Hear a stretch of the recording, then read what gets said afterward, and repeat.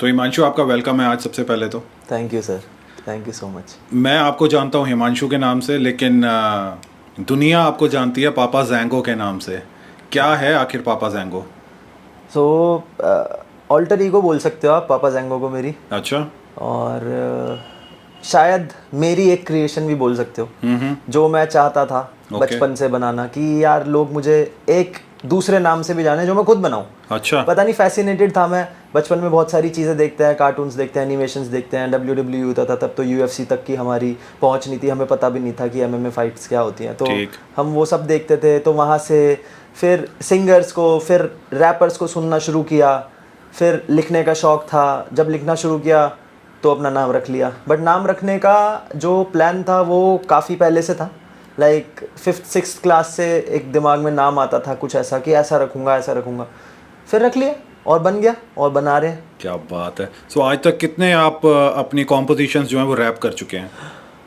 अभी टोटली तो 12 गाने आउट हैं। अच्छा। सारे प्लेटफॉर्म्स पे। अच्छा। और 10-12 गाने अभी बने हुए हैं, काफ़ी टाइम से रिलीज़ नहीं करे हैं, मिक्स मास्टर हो रखा है, 1-2 बार चेक करने हैं। ओके। 5-7 गाने लिखे हुए हैं जिनको प्रोडक्शन पे डालना है। अच्छा। तो कंटेंट है काफ़ी, बट दूसरी चीज़ें पैरेलल चल रही हैं, तो इसलिए अभी उस काम पे थोड़ा सा पॉज है। But yes. Superb superb. So एक रैप आर्टिस्ट, एक कॉरपोरेट, मैं कहूँगा एम्प्लॉई, आखिर बॉडी बिल्डर कैसे बन गया, इसके बारे में थोड़ा सा बताओ। जज्बा बोलते हैं और एक विल पावर बोलते हैं। फिर उसमें थोड़ा सा कंसिस्टेंसी का तड़का लगाया, काम करते गए काम करते गए। तो इवेंचुअली हुआ ये कि स्पोर्ट्स में बहुत ज़्यादा इंटरेस्ट था बचपन से। तो जब मैं 9th क्लास में न्यूजीलैंड गया था पढ़ने, तो I played zonals for my school अच्छा। Over there. एंड फिर मैं वापस आया। देन 10th और 11th के ड्यूरेशन पे मैंने क्रिकेट खेला, जिसमें मैंने इंटर अकेडमीज़ खेला, ठीक है, और 1-2 स्कूल्स को भी रिप्रेजेंट किया। तो ऐसे खेला क्रिकेट। फिर क्रिकेट छूट गया, XYZ रीजंस, फैमिली प्रोटोकॉल्स, जो भी आप बोल सकते हो। मिडिल क्लास फैमिली से बिलोंग करता हूँ, तो बहुत सारे चैलेंजेस ऐसे आते हैं। तो उसके बाद सोचा ये कि खुद की प्रैक्टिस तो करते ही रहते हैं, तो खेलते रहते थे, एकेडमी नहीं जाते थे। फिर 12th का प्रेशर था, तो I would run every day. मैं रोज़ भागता था, रोज़ थोड़ा सा वर्कआउट करता था, जैसे कि जो पता था बेसिक क्रिकेट के हिसाब से, उसके हिसाब से मतलब रोज़ की 5-7 किलोमीटर रनिंग करनी है, थोड़ा सा वार्म अप करना है, स्ट्रेचिंग्स करना है।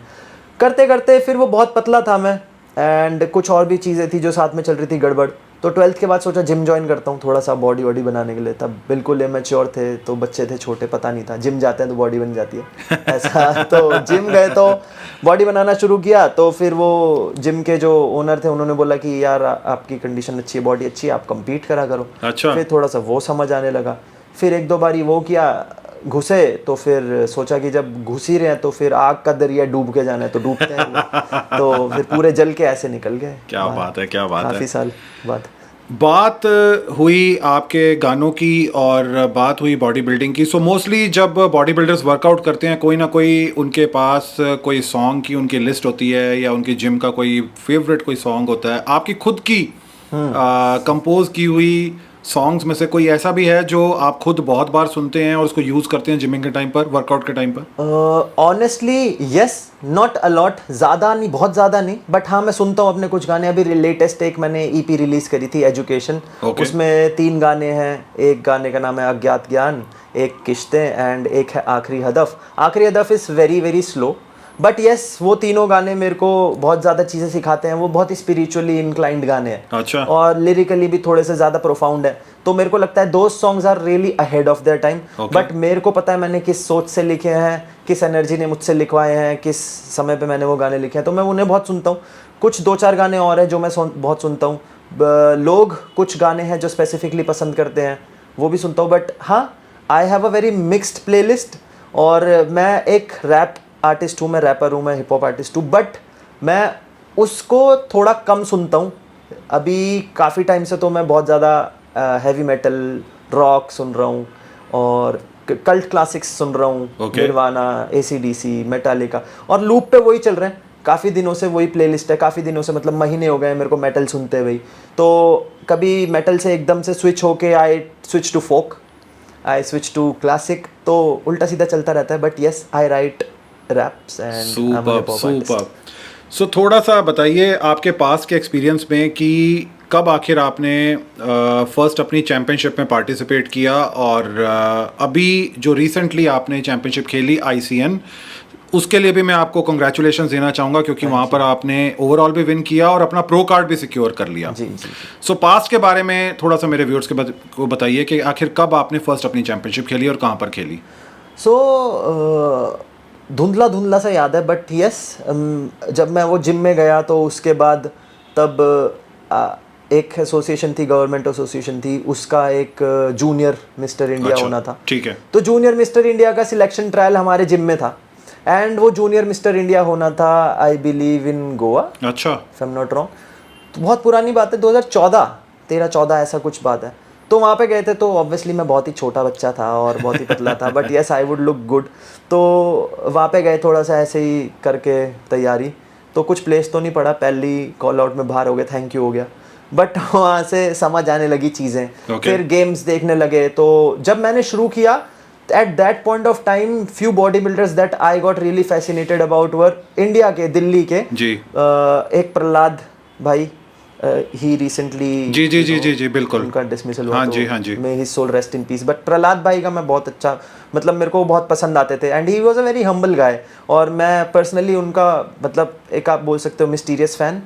तो I would really follow him, I would really admire him. अच्छा। क्योंकि तब मैं बहुत छोटा था और यार वो लोग अपने पीक पे थे, तो दे लुक अमेजिंग। मतलब उनके ना सिलेंड्रिकल लुकिंग लेग्स है ना, they brought frame, vascular body, it was really very profound. और उसके अलावा एक बॉडी बिल्डर हैं, उनका नाम मेरे को असली नाम यार सही में पता नहीं है, but no disrespect, only love to the senior of the industry, Gabbar बोलते हैं उन्हें। यस। तो गब्बर भाई का मैं बहुत बड़ा फैन था यार, मैंने उन्हें सारी इंडस्ट्री उनको गब्बर भाई के नाम से ही जानती तो है। गब्बर भाई आए खेलने, और वो दिल्ली में करोल बाग में एक गेम था, तो मैं ऐसे देख रहा हूँ यार, मैं बोल रहा हूँ भाई ये क्या बंदा है यार। और वो जीते चैंपियनशिप, ठीक है। फिर Raj Kanaujia was at that point of time very famous, जिनको मैं बहुत पर्सनली भी जानता हूँ, ठीक है। तो राज भाई से मेरी बात भी होती रहती है। Raj Kanaujia was very good.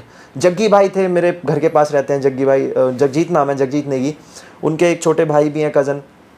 So all of these bodybuilders really fascinated me.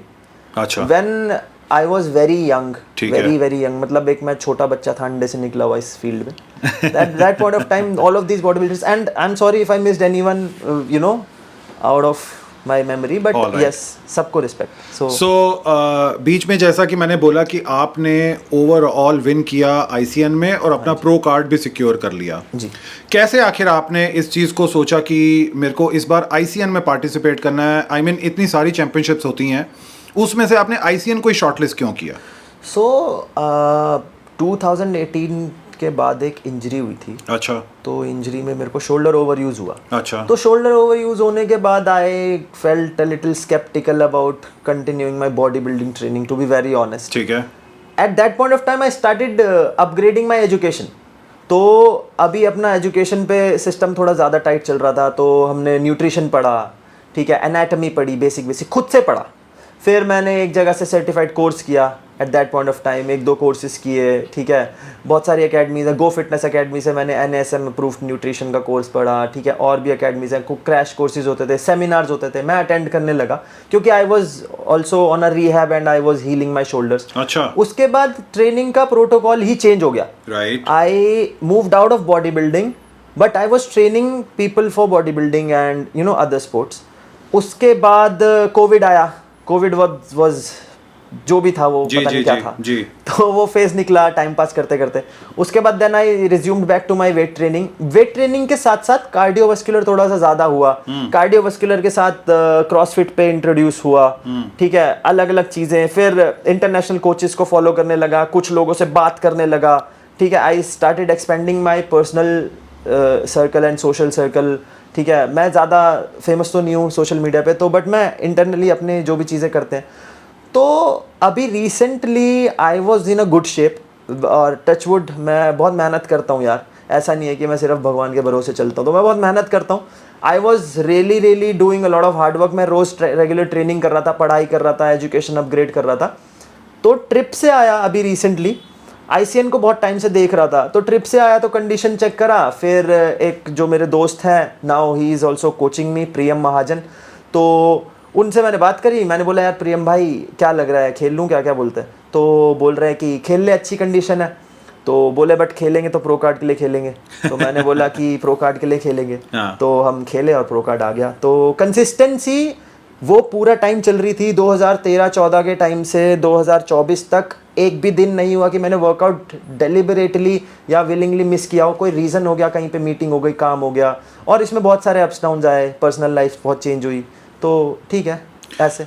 असली प्रो कार्ड को फाइट करने का, कॉन्टेस्ट करने का, जीतने का कभी मन नहीं करता आपका? असली प्रो कार्ड से क्या मतलब है सर? असली प्रो कार्ड देखिए, सारी दुनिया जानती है कि IFBB ने ही इन्वेंट किया है प्रो कार्ड, और उसके बाद अब बहुत सारी चैंपियनशिप्स में प्रो कार्ड जो है वो इंट्रोड्यूस हो चुका है जी। सो मेरा पूछने का मतलब ये है कि ICN एक नेचुरल शो है, हाँ जी। और IFBB के जितने भी शोज होते हैं वो इनहैंस्ड वाले होते हैं, तो कभी उस तरफ जाने का मन नहीं किया आपका? ऑनेस्टली स्पीकिंग नहीं किया। अच्छा। मैंने बोला कि चीज़ें एक टाइम ऐसा था जब बॉडी बिल्डिंग ने बहुत फैसिनेट किया, जी। फिर वो फैसिनेशन खत्म हो गई। When I got to know the dark reality of the industry, Okay. And I am being very blunt, मैं ऐसे ही असली में भी बात करता हूँ, मैं कैमरे में भी ऐसी बात करूंगा कि यार मुझे नहीं पसंद आया। अच्छा। मेरे अपने कॉल्स हैं, मैं किसी को नहीं बोल रहा कि मत करो, मैं बोल रहा हूँ मैं नहीं करता। अच्छा। और किसी के लिए कोई ऑफेंस भी नहीं है। ठीक है। एक एथलीट, एक बॉडी बिल्डर, चाहे वो नेचुरल हो चाहे वो एनहेंस्ड हो, मेहनत दोनों को बराबर करनी पड़ती है। बिल्कुल। एनहेंस्ड वाला शायद थोड़ी ज्यादा ही मेहनत करता होगा to dilute all of those enhancements in the blood. तो ऐसा नहीं है कि मैं ये बोल रहा हूँ कि वो आसान है, ये मुश्किल है, ऐसा कुछ नहीं, कोई कंपैरिजन भी नहीं है। बट नहीं, मेरा मन नहीं किया कभी खेलने का, and no disrespect, definitely I go to watch them, I admire them. मैं बहुत लोगों से बात भी करता हूँ। अच्छा। और मैं उनसे टच में भी हूँ रेगुलर।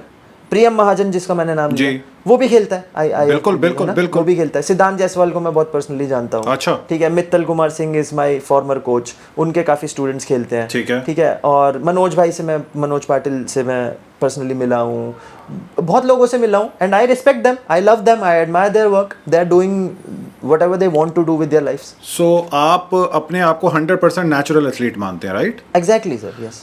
एक नेचुरल एथलीट के लिए नेचुरल माल क्या होता है? मतलब अपने आप को स्टेज रेडी करने के लिए जब वो कहते हैं कि हम नेचुरल हैं, सो कौन सा नेचुरल माल वो अपने अंदर डाल करके स्टेज के ऊपर आते हैं?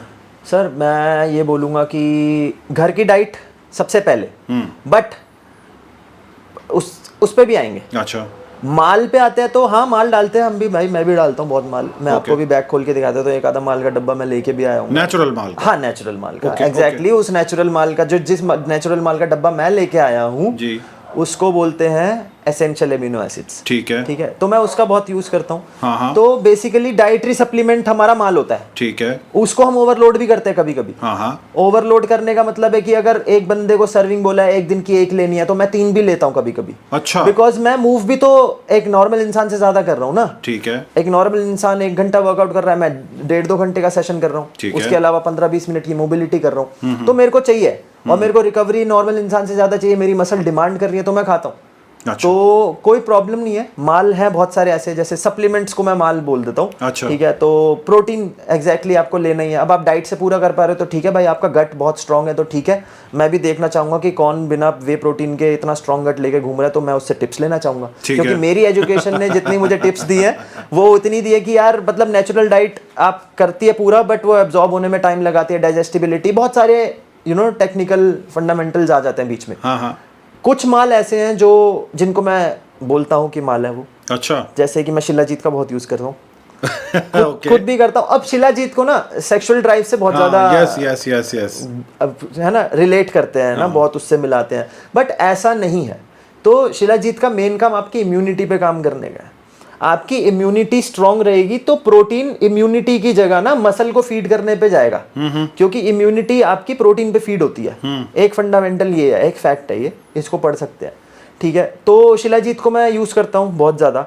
कुछ और भी हर्ब्स हैं। मेरे एक कजन भैया हैं, वो वैद हैं, तो आई कंसल्ट हिम अलॉट। अच्छा। और मेरे कुछ स्टूडेंट्स हैं, मैं उनको भी शिलाजीत खिलाता हूँ। तो ऐसा नहीं है कि शिलाजीत से कुछ नहीं होता, या ऐसा भी नहीं है कि शिलाजीत से वंडर्स हो जाते हैं, but yes, when you start using things on a consistent basis, when your body has no toxins, आपको समझ आता है। तो अपनी बॉडी को समझने के लिए भी दिमाग चाहिए, पढ़ाई चाहिए। तो ये कुछ माल हैं जो मैंने आपको बताया है। प्रोटीन हो गया, मल्टीविटामिन्स का बहुत यूज़ करता हूँ। ओमेगा 3 इज अ सप्लीमेंट जो सबको बहुत ज़्यादा यूज़ करना जी, चाहिए। जी। जॉइंट सपोर्ट यूज़ करना चाहिए एक एथलीट को, वेट लिफ्टर्स को ज़्यादा, क्योंकि हम जॉइंट्स को बहुत यूज़ करते हैं। ठीक है। तो ये सारे मेरे माल पानी है यही है मेरे जो भी माल पानी है यही है। All right. तो अब आप थोड़ा सा ये बताइए कि कितनी टफ थी आपकी प्रेप और कितने दिनों की या कितने महीनों की आपकी प्रेप रही आईसीएन के लिए? देखो टफ नहीं थी, अच्छा। ठीक है, this is not tough for me, ये मेरा काम है और मैं अच्छा हूँ इसमें, ठीक है। ठीक है, तो मेरे लिए टफ नहीं थी। टफ सबसे ज़्यादा जो चीज़ थी वो था डाइटरी जो पीरियोडिक चेंजेस थे ना लास्ट वाले 2-3 हफ्ता, उसमें मैंने थोड़ा स्ट्रगल किया, बट मेंटली मैं बहुत ज़्यादा प्रिपेयर्ड ऑलरेडी था। तैयारी कितने दिन की थी?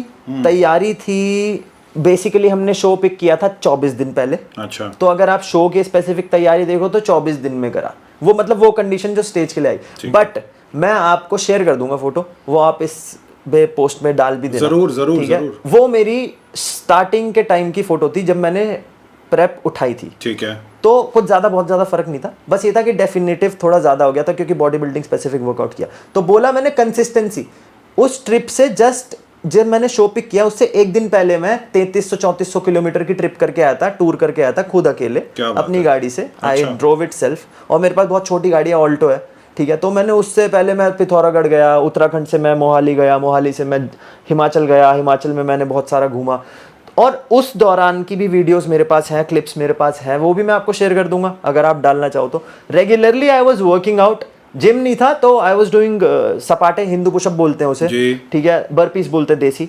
तो 250 से 300 सपाटे रोज के थे, सुबह उठ के फ्रेश होके अपने रिचुअल्स करके मेडिटेशन करके 250-300 सपाटे मारना, फिर रिवर में नहाना। तो वर्कआउट रेगुलरली चल रहा था, मसल की पिटाई रोज चल रही थी, मसल की मेमोरी वहीं थी। फीडिंग पे थोड़ा सा दिक्कत थी क्योंकि ट्रिप पे रहते हो तो कभी कभी फीड गलत हो जाता है, और शो पिक करने से 1 साल पहले से ही मैंने नॉनवेज छोड़ दिया था। तो मैंने सिर्फ शो के लिए नॉनवेज स्टार्ट किया। तो मैं उस टाइम पे वेजिटेरियन था और मेरी कंडीशन बहुत ही अच्छी थी, वो उस पर कोई डाउट नहीं है मुझे, और मैं इस चीज़ को बढ़ चढ़ के बोल भी सकता हूँ क्योंकि मैंने करी है यार मेहनत उस पर। तो तैयारी अगर ऐसे देखे तो 2014 से चलती आ रही है कंसिस्टेंसी के साथ, बट हाँ 23 दिन पहले 24 दिन पहले शो पिक किया था and we did it. Super super, आपको कंग्रेचुलेशंस है। Thank you sir. आप जीत भी गए हैं वहां पर, और बहुत शानदार आपने वहां पर जो रिवॉर्ड है यानी कि प्रो कार्ड आपने वो भी अचीव कर लिया है। जी सर। आजकल बात की जाती है कि एक एथलीट को रिवॉर्ड के साथ साथ में कैश भी दिया जाना चाहिए। सो कितना कैश प्राइस आखिर आपने जीत लिया आईसीएन में अपने प्रो कार्ड के साथ में?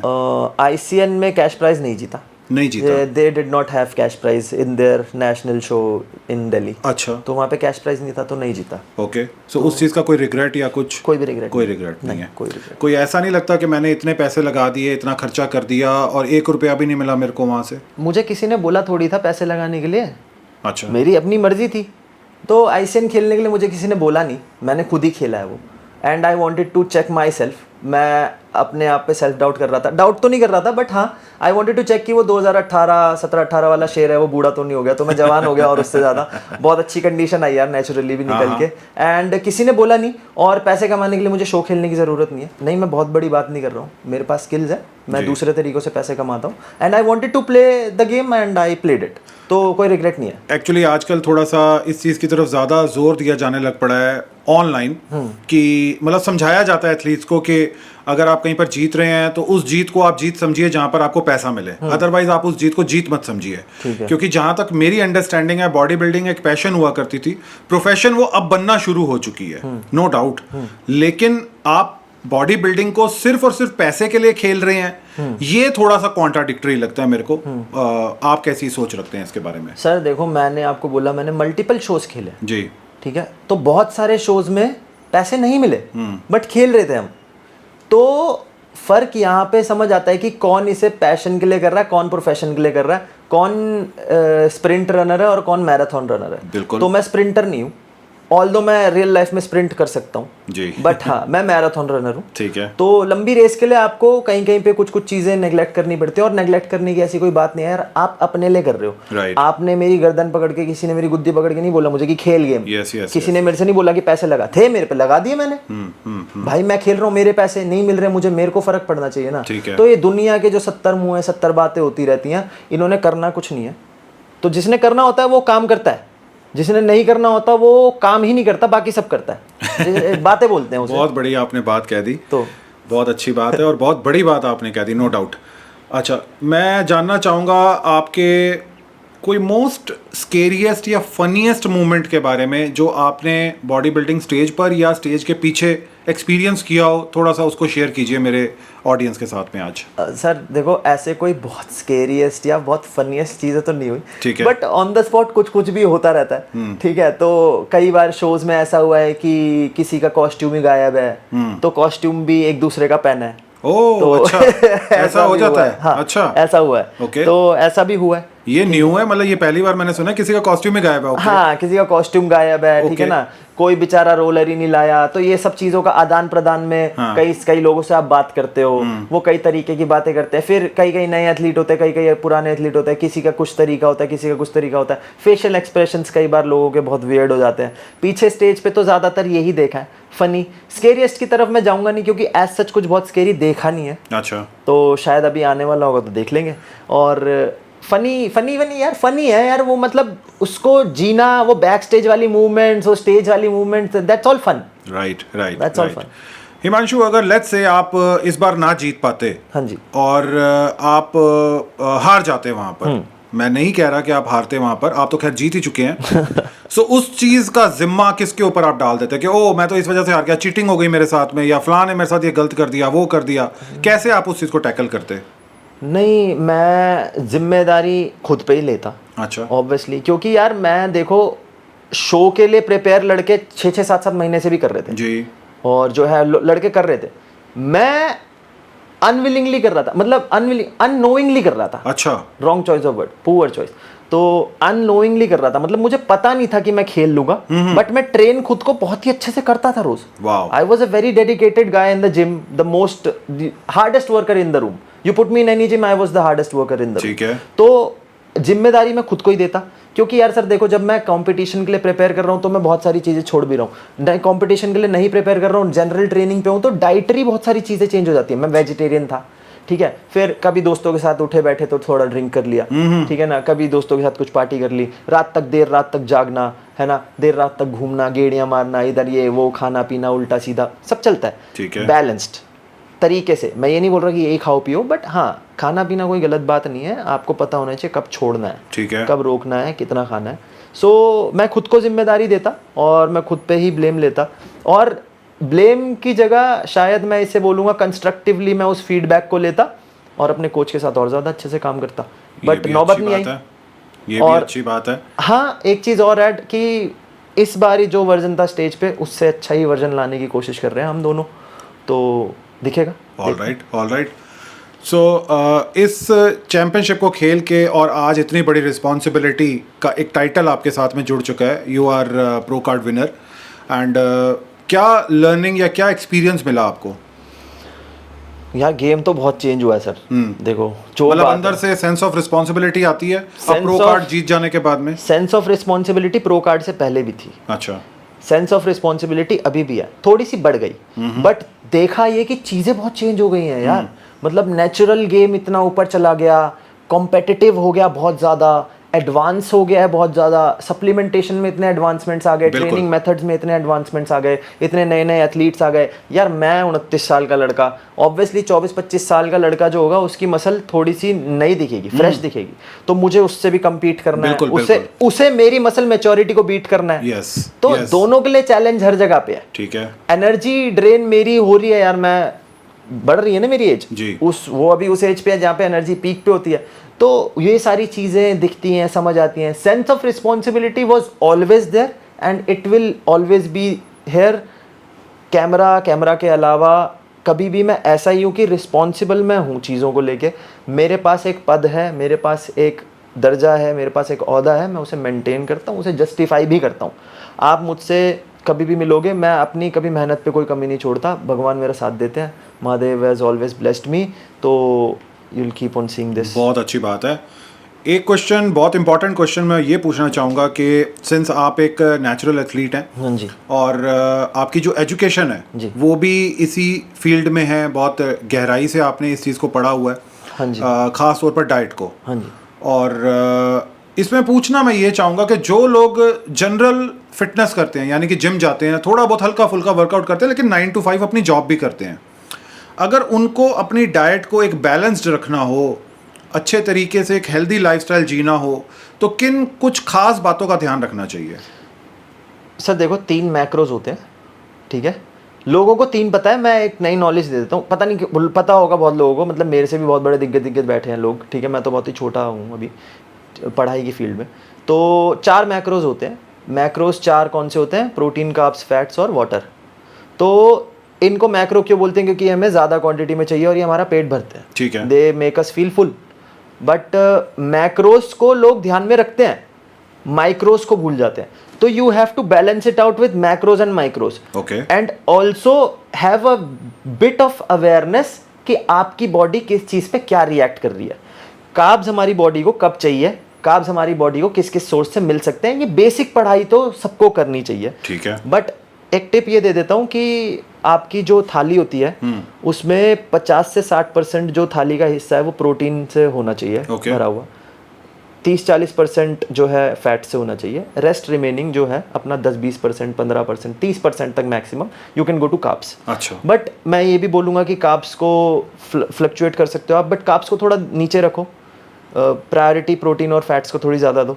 मूव डेली करो, डेली मूव करो, चाहे आप बेशक प्लेन वॉक करके आ जाओ, है ना, बेसिक मोबिलिटी कर लो, स्ट्रेचिंग कर लो, थोड़ा सा रनिंग कर लो। Move yourself every day because you have a machine that is suppose to be moved. आप इस मशीन को खाली नहीं बिठा सकते। अगर इस मशीन को आपने खाली बिठाया तो इसके पुर्जे जाम हो जाएंगे और इसकी सर्विस करने में बहुत मुश्किल होती है। ये कोई गाड़ी नहीं है जिसका हमने नट बोल्ट खोल के और उसमें तेल डाल दिया कि चलाओ इसे चल जाएगी, उसे भी चलाना पड़ता है। तो इसे खड़ा मत रखो, मूव करो डेली, एक अच्छे कोच के साथ काम करो अगर डेडिकेटेड हो इस चीज़ पे और कुछ करना चाहते हो। कोई ट्रांसफॉर्मेशनल गोल्स हैं, कोई फिजिकल गोल्स हैं, कोई मेंटल गोल्स हैं, जो भी हैं आपके goals, get a coach, get a good coach, work under a good coach, have a good pathway to get to your transformation and maintain a healthy lifestyle. चीनी खाना बंद करो, स्वैप करो कुछ चीज़ों को, चीनी को गुड़ से स्वैप कर सकते हो। अपने किचन को ठीक करो, चीनी गुड़ से स्वैप करो। जो भी आप हाइड्रोजनेटेड ऑयल्स यूज़ करते हो, ये वेजिटेबल ऑयल्स, इनको घी से, कोकोनट ऑयल से, मस्टर्ड ऑयल से, है ना, सेसमे ऑयल से स्विच करो, स्वैप करो। तो चीज़ें स्वैप करोगे तो आपको समझ आएगा कि चीज़ें बेटर हो रही है। मैं ये नहीं बोल रहा हूँ कि मीठा मत खाओ, मीठा कब खाना है, क्यों खाना है, कौन से फॉर्म में खाना है, वो देखो। Very nice, very nice. क्या आज जो लोग, चाहे वो एथलीट्स हैं या नॉन एथलीट्स हैं, अगर वो आपसे कोचिंग, क्योंकि आपने कोच के बारे में बोला कि अच्छा कोच ज़रूर लो, सो मुझे नहीं लगता कि इस पॉइंट ऑफ टाइम पर आपसे बढ़िया कोई उनको कोचिंग दे पाएगा। तो क्या अगर इस वीडियो को देख करके कुछ लोग आपसे कोचिंग लेना चाहें, चाहे वो एथलेटिक कोचिंग हो, प्रेप कोचिंग हो, या वो जनरल फिटनेस की कोचिंग हो, तो क्या आप वो भी, उसके लिए भी अवेलेबल हैं?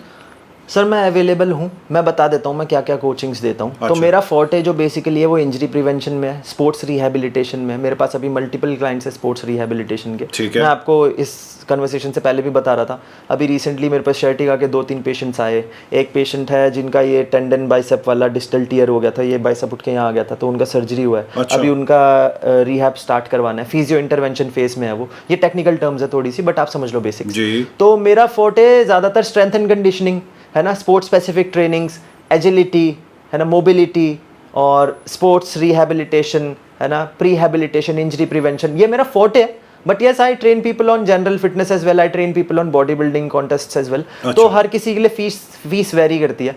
मैं कहीं जा रहा हूँ स्पेशली किसी पेशेंट को देखने, तो फी वेरी करती है। But yes, case to case जो होता है वो अलग हो जाता है, केस टू केस है, बट आई एम अफोर्डेबल, मैं ज़्यादा महंगा आदमी नहीं हूँ। क्या और अच्छा। हाँ, मतलब मैं ये पूछने ही वाला था, क्योंकि आजकल अगर आप बहुत क्लीन डाइट खरीदने जाओ या ऑर्गेनिक फूड खरीदने जाओ, सबसे महंगा वही होता है। Exactly. तो आपको मैं ऑर्गेनिक या क्लीन कोच के नज़रिए से देखूं तो आपकी फीस भी ज़्यादा ही होनी चाहिए फिर तो। सर देखो, मैंने अपनी एजुकेशन पे पैसे लगाए हैं, उन पैसों को तो मैं डेफिनेटली लूंगा वापस जी। जैसा आपने बोला मैंने कॉर्पोरेट में काम किया, बट मैंने कॉर्पोरेट से छोड़ के इसको फुल टाइम पकड़ा। बिल्कुल। और मैं फ्रीलांसर हूँ, तो सर रोजी रोटी तो मुझे अपने घर की भी चलानी है। ठीक है। तो फिक्स्ड एक इनकम मेरे पास नहीं है, फ्लक्चुएट होते हैं क्लाइंट। किसी ने 3 महीना ट्रेन किया, किसी ने 1 साल भी ट्रेन किया, किसी ने 1 महीना भी ट्रेन किया, कोई फीस दे के आया भी नहीं। तो पैसे सबसे लेने हैं, कम ज़्यादा किसके साथ मोल भाव करनी है वो मैं देख लेता हूँ अपने आप हिसाब देख से, लेते हो। क्योंकि डेडिकेशन भी मैटर करती है। राइट राइट और राइट। ठीक है, बाकी तो I am always available to help. Next आपके 1 साल का क्या टारगेट है और आप कौन सी चैंपियनशिप को अब करेंगे प्लान? अच्छा, वो एक रील आजकल चल रही है ना कि never let them know your next move, so I will be going for IFBB। Okay. Absolutely, Really? that's not my next move. So I'll be keeping it a little hideous. Okay. But definitely you will be seeing my work a lot. और मैं बातें ज़्यादा नहीं करता हूँ, मैं काम करने पे ज़्यादा विश्वास रखता हूँ। डेफिनेटली मैंने ICN से प्रो कार्ड जीता है, तो ICN के कुछ प्रो शोज़ खेलना मेरा प्रायोरिटी टारगेट है। Let's see after that what do I have to fulfill in my bucket list. But yes, education upgrade करना एक बहुत सुपर प्रायोरिटी है, बट शोज़ के साथ साथ चलेगा। तो एजुकेशन चलेगा, प्रमोट करना है मुझे अपने आप को, और गेम खेलेंगे ICN प्रो 1-2 शो, बाकी उसके बाद देखते हैं where the destiny leads us. But yes, you will be in my touch and आपके लोग मेरे लोग, absolutely will get to know. Last question, जो भी नेचुरल बॉडी बिल्डर्स हैं, सिंस अब आप प्रो हो, नेचुरल प्रो हो, सो जो और एथलीट्स हैं नेचुरल, वो किसी भी नेचुरल शो में पार्टिसिपेट करते हैं, उनके लिए आप क्या टिप देना चाहोगे? सिर्फ एथलीट्स के लिए? सिर्फ एथलीट्स के लिए, ओके, बीइंग अ प्रो होते हुए। Being a pro, okay. So सबसे पहली जो राय है वो ये है कि गेट अ गुड कोच, ठीक है। Sit with multiple people first, पहले बैठो लोगों के साथ, ठीक है। इसको ध्यान से समझो, ये स्टेप बाय स्टेप समझ लो। स्टेप 1, देखो कौन से कोचेज आपको पसंद आ रहे हैं, उनके साथ बैठो, पर्सनली मिलो। एक आध बार खर्चा करना पड़े दूसरे शहर जाने का, करो, ठीक है, क्योंकि आप एक शो खेलने जा रहे हो, कोई मजाक खेलने नहीं जा रहे हो। इन शोज़ को मजाक में कुछ लोग लेते हैं, अरे खुद ही तैयारी कर लेंगे, अगर ये कर लेंगे, मजाक भी मत करो, बेइज्जती मत करो, ठीक है। मेरे को 10 साल हो गए इस फील्ड में, मैं आज एक कोच के साथ काम कर रहा हूँ, तो कोच सबको चाहिए, चाहे वो खुद ही कितना बड़ा कोच हो, उसको भी कोच चाहिए, ठीक है। आप जिन बॉडी बिल्डर्स को देखते आ रहे हो, उनके पीछे भी एक पूरी टीम होती है, एक कोच नहीं होता। मैं तो बोल रहा हूँ एक कोच ले लो, get a good coach, sit with them, select आपको कौन सा कोच बजट पे आ रहा है, आपको कौन सा कोच के प्लान्स अच्छे लग रहे हैं, पूछो उनसे, सवाल करो। ऐसा नहीं है कि गुरुजी ने ये बोल दिया तो यही करना है, गुरुजी ये क्यों करना है, what is the reason behind it. मैं आपको पैसे दे रहा हूँ ना, चाहे मैं आपको 100 रुपये दूँ, चाहे मैं 5,000 रुपये दूँ, 10,000 रुपये दूँ, 20, 50, जो भी, I am paying you, so I have all the rights, you have all the rights to ask multiple question to your coach. Coach के साथ अच्छे से काम करो, कोच जो बोले उसको समझो, कुछ समझ ना आए तो क्रॉस क्वेश्चन करो। Stay consistent, stay disciplined, respect people around you, be a good human being first. अपने आप को चैनलाइज करो, बैलेंस करो। एक सबसे अच्छी जो टिप मैं शायद देना चाहूँगा, जो मैं खुद भी करता हूँ, मेडिटेट करो रोज़, be it for 5 minutes, be it for 50 minutes, whatever you have in your pocket. Allow yourself to sit isolated from everything, try isolating you yourself from your own self, ठीक है। चीज़ें बहुत ज़्यादा clear हो जाएंगी। बाकी respect people around you, love your family, love your friends, love yourself, love the environment, praise the lord and be a good human being. Superb superb. So thank you so very much Himanshu, इतना सारा time मुझे और मेरे viewers को देने के लिए। और आई एम श्योर जो लोगों के पास कोई कंसर्न होंगे, क्वेश्चंस होंगे, आप उनको आंसर जरूर करेंगे कमेंट सेक्शन बॉक्स में। All the time sir. Thank you so very much and very best of luck. Thank you ji.